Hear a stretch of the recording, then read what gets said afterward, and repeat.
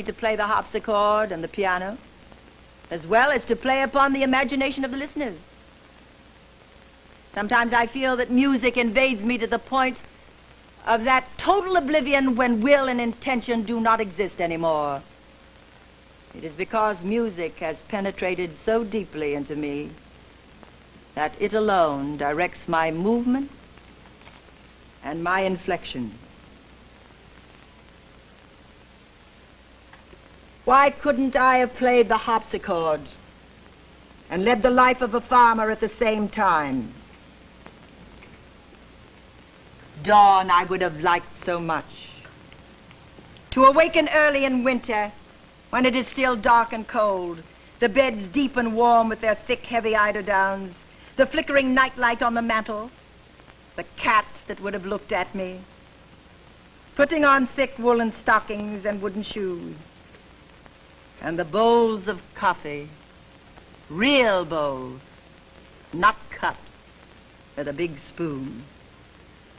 Those large rooms on the ground floor, low ceilings crossed by large beams. These dark rooms, chocolate-colored, where everybody gathers, eats, sews, sleeps, flirts. Can anyone see such a room lit by a fireplace without being moved? Is this not the hearth, the true one, about which you dreamed when you were an ignorant and solitary child? As a little girl, I spent a summer in Rheinert in Silesia with one of my numerous great aunts. I loved to play, to skip rope, to have fun. My aunt, who was then at the venerable age I am today, was sitting on a bench and getting angry. Come, sit near me, she would say. You stay quiet. Do I skip rope? And at her age, she was right. And yet, in spite of being in my 70s, am I not still jumping over the two keyboards of my harpsichord? How I pity all those who do not know this godly power. Sometimes I fear my heart will burst. Can anyone guess the extent of my happiness when I'm alone, in the middle of the night, in this immense room, dimly lit? Oh, the burning delights, the mortal anguish I experience in playing, and those who listen to me do not suspect it.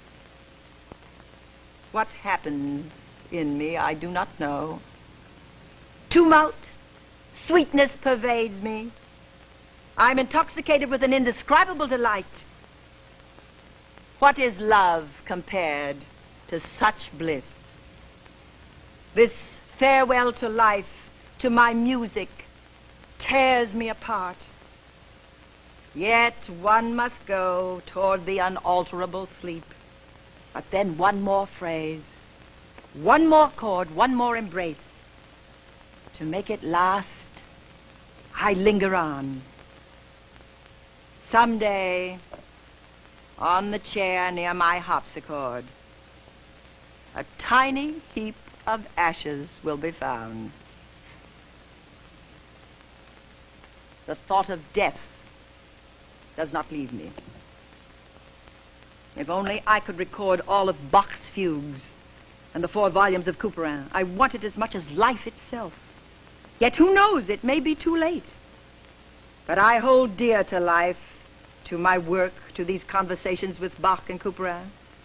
I know well that in a few years my music will represent no more than a document of a past period.